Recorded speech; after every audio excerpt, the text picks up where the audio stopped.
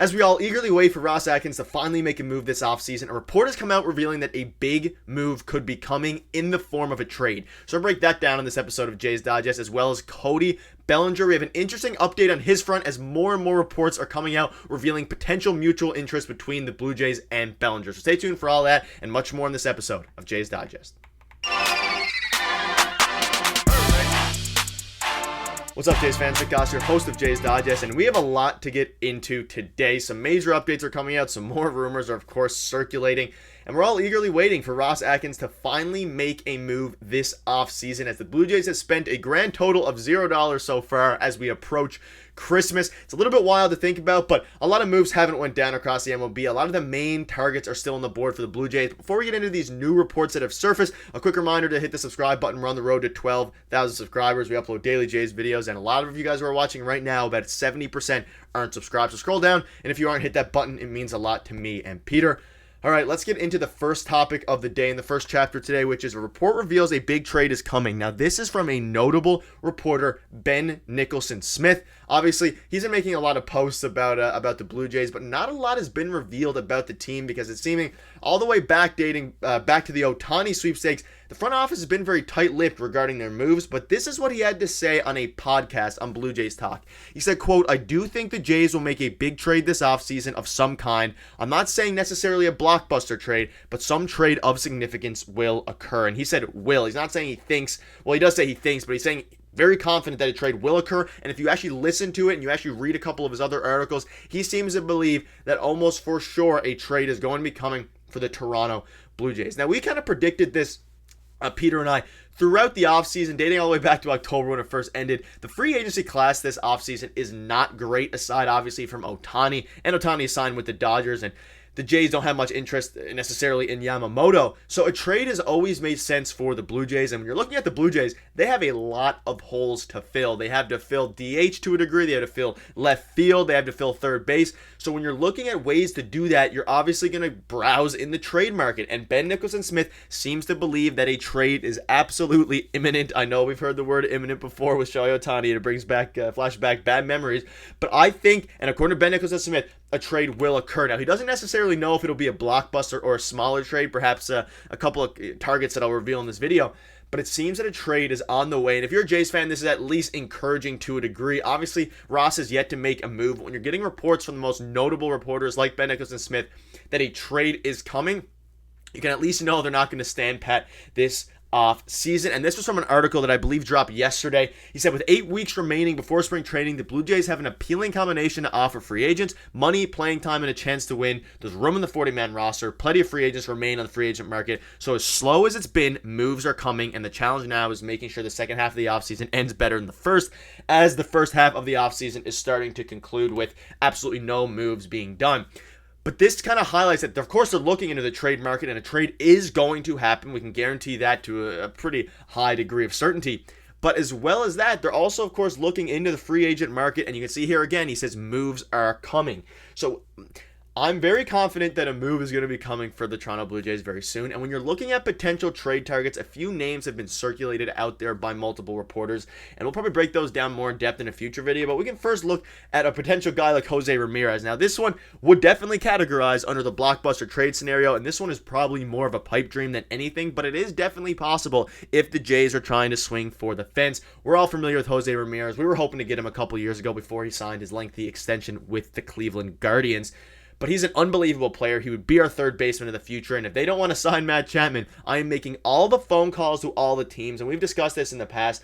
Many teams right now are getting hit with TV deal issues, with payroll issues. We see the Padres selling off. If I'm Ross Atkins, I'm calling the Padres about Tatis. I'm calling the Guardians about Ramirez. I'm calling the White Sox about Luis Robert. Obviously, he's on a team-friendly contract, and that would cost a ton. You'd have to back the brink truck in all the way to get Luis Robert. But the thing here is, a lot of these teams, if they're potentially looking to, shed salary, the Jays are in a position to where, of course, they're owned by Rogers. They have a lot of payroll available. They can take on one of these massive contracts to greatly upgrade their team. And we keep talking about this 2-year window that they have before they have to extend Bichette, before they have to extend Vladdy, and before a lot of our starting pitchers, Bassett, Gosman, Springer obviously isn't a pitcher, but he's our center fielder. All these guys, right fielder now, but all these guys are aging is my point. We have a lot of aging players And a lot of these aging guys aren't going to be getting any younger as these years progress. So if they want to go and swing for the fences, maybe they make a big trade for Ramirez, for one of these guys. But when you're looking at more realistic potential options, I think a guy, and this is Max Kepler, could be very interesting. We've heard rumors, we've heard rumblings about the Blue Jays being interested in Max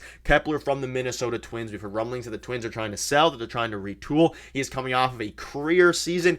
816 OPS. He's a very good defender. He could fit in left field. He's a left-handed bat. He fits so well onto this team and what they're looking for. Now, I know a lot of fans out there might not be, it's not the most flashy name in the world, but Max Kepler is a guy, me and Peter have discussed it, would be an unbelievable fit. And I think when he says a trade is coming, maybe not a blockbuster, Max Kepler fits that bill a bit more than Jose Ramirez or a lot of these blockbuster guys.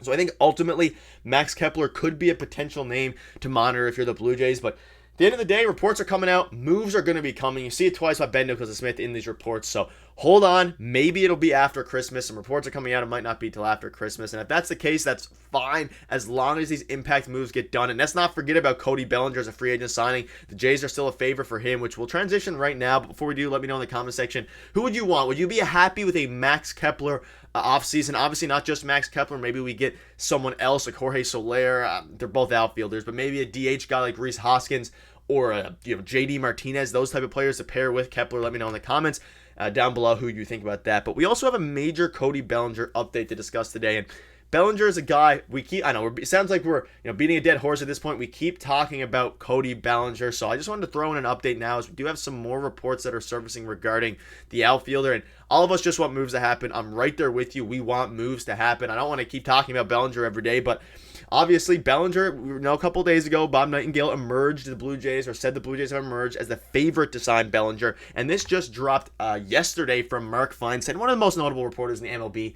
He says Bellinger is the best left-handed hitter remaining in free agency, making him a good fit for the Jays. The Cubs shouldn't be counted out, but Chicago has an ample opportunity to re-sign Bellinger. The guess here is $182 million for 7 years. Now, obviously, we're getting a lot of these predictions from these reporters, and we all know predictions don't necessarily mean that it's actually going to happen. We've seen this with Shohei Ohtani, but this contract is a bit more of an interesting one, and the more I see these different contracts floating out there, I'm curious to see what you all think in the comment section about these trades. 7 years, $182 million. It's not as bad as I thought. Again, I was thinking maybe 7 years, $200 million is what it will take. We have some reporters saying 8 years, $210 million. Some with player options, some with team options, some with mutual options. But at the end of the day, would you be happy? Obviously, the Jays have emerged as favorites. You can look at his stats last season, coming off of a career year following 2 horrendous years. And now the prediction is the Blue Jays with 7 years, $182 million. This is another notable reporter, probably more notable than Bob Nightingale, highlighting that the Blue Jays are his prediction to land Cody Bellinger. I think I'd be happy with this deal. Obviously, there's a lot of risk involved with Cody Bellinger, but at this point, you got to make some sort of splash. There's not much else out there. He's the best hitter available on the free agent market right now. He's a very good fielder, probably the best fielder available on the free agent market among notable guys. And I think ultimately the Blue Jays get Cody Bellinger done, but again, this is why it kind of all plays off each other. If they're looking at a potential trade of a guy like Max Kepler, obviously that would make a lot less sense if you're confident in your ability in getting Cody Bellinger. And when you read between the lines of some of these Ben Nicholson-Smith articles, you kind of start to realize that maybe Cody Bellinger is kind of on the radar as the number one guy. Ben Nicholson-Smith says sometimes that they don't really know. They see the Cubs, some industry sources see the Cubs as the front runner. We have no idea if the Jays are super interested in Cody Bellinger. Obviously, all these reports keep coming out, so I would assume that they are number one or number two, especially with all these guys saying that the Blue Jays are favorites. But ultimately, we have to keep all of these with a grain of salt and just hope that at the end of the day, a big move comes soon. And I'd be pretty happy with a JD Martinez and Cody Bellinger offseason. Let me know in the comment section down below. Would you be happy with that? Maybe a Max Kepler JD Martinez, a Cody Bellinger JD Martinez, and what kind of trade would you like to see the Blue Jays make? But that'll wrap it up. We're all waiting for a move. Hopefully a move happens soon. But thank you guys for watching. Make sure to hit the subscribe button, and we'll see you tomorrow.